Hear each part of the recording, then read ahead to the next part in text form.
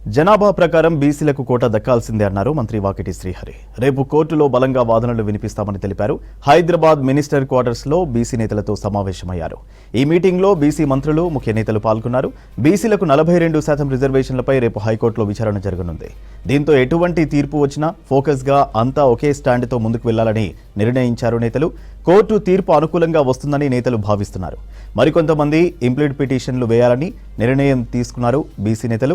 కొందరు దురుద్దేశంతో కోర్టుకు వెళ్లారని, వారి వాదనలను తిప్పికొట్టాలని పిలుపునిచ్చారు బీసీ నేతలు.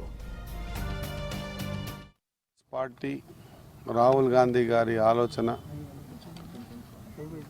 కన్యాకుమారి నుంచి కాశ్మీర్ నడుస్తున్నప్పుడు ఆయన నోటీస్ చేసి ఈ దేశంలో వెనుకబడ్డ జాతులల్లా ఇంకా అసెంబ్లీ కానీ పార్లమెంట్ కానీ కడప తొక్కని జాతులు చాలా ఉన్నాయి. వీరందరికీ కూడా వాళ్ళు ఎంత ఉన్నారో లెక్క కట్టి ఆ లెక్క ప్రకారంగా వాళ్ళకు ఖచ్చితంగా పర్సెంటేజ్ ఆఫ్ రిజర్వేషన్ విద్యా ఉద్యోగాల్లో ఆర్థికంగా అదే మాదిరిగా చట్టసభల్లో స్థానిక సంస్థల్లో ఇవ్వాలనే ఆలోచనతో తీసుకున్న నిర్ణయాన్ని రేవంత్ రెడ్డి గారు స్పష్టంగా ఒక రాష్ట్రం తమ పరిధిలో ఉన్నటువంటి రిజర్వేషన్ని ఏ విధంగానైతే సెంట్రల్ గవర్నమెంట్ పంపించాలనో అంతకు మించి అన్ని ఎంపెరికల్ డాటా ప్రకారంగా ప్రతిదీ కూడా ఫస్ట్ బీసీ కమిషన్ ఇచ్చాం, కాదు డెడికేషన్ కమిషన్ కావాలన్నారు. డెడికేషన్ కమిషన్ ప్రతి 10 మందికి ఒక సూపర్వైజర్ని పెట్టి 1,00,000 మంది ఎంప్లాయీస్ దాంట్లో ఇన్వాల్వ్మెంట్ చేయించి ఈరోజు ఈ డాటా తీసుకుపోయి ఖచ్చితంగా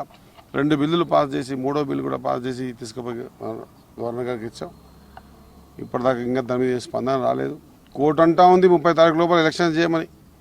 మేము కూడా ఇన్ని రోజులు లేట్ కావడానికి కారణం కూడా 42% రిజర్వేషన్స్ బీసీలకు ఇవ్వాలనే ఆలోచన మా రాహుల్ గాంధీది, మా రేవంత్ రెడ్డి గారిది, మా పార్టీది, మా సోనియా గాంధీది. కాబట్టి ఖచ్చితంగా ఇవ్వాలనే దృఢనిశ్చయంతో ఎవరు ఎన్నన్నా కూడా ఖచ్చితంగా చట్టబద్ధంగా 42% రిజర్వేషన్స్ ఇవ్వాలనే ఒక సంకల్పంతో తీసుకునేటువంటి నిర్ణయం. ఎక్కడ కూడా మాట్లాడే వాళ్ళకు అవకాశం ఇవ్వకుండా మనస్ఫూర్తిగా పార్టీ పరంగా తీసుకున్న నిర్ణయం ఇది. అందుకే ఇక్కడ ఇచ్చిన తర్వాత కాకపోతే ఢిల్లీలో కూడా ఒక బీసీ రంబయ్య కూర్చుంటే తప్పు సంకేతాలు పోతాయన్న ఉద్దేశంతో ఎస్సీలు, ఎస్టీలు, బీసీలు, మైనార్టీలు, అట్ ద సేమ్ టైం ఓసీలు అందరం కూడా ఒక వేదిక మీద కూర్చొని ఈరోజు ఒక నిర్ణయం తీసుకొని ముందు తీసుకుపోతున్నాం. రేపు జరగబోయే కార్యక్రమాన్ని ఏ విధంగా చేయాలి అనేటువంటి ఒక సమీక్ష సమావేశం కూడా ఏర్పాటు చేసుకున్నాం. సీఎం గారిని కలిసాం. అందరం కూడా ముక్త కంఠంతో చూస్తాం. రేపు అందరం కూడా కోర్టు దగ్గరకు వస్తూ ఉన్నాం. ఇది ఖచ్చితంగా నాకు తెలిసి ఏ మాదిరిగా ఢిల్లీలో ఏ విధంగా రిజల్ట్ వచ్చిందో అదే మాదిరిగా రేపు కూడా హైకోర్టులో రిజల్ట్ రాబోతుంది.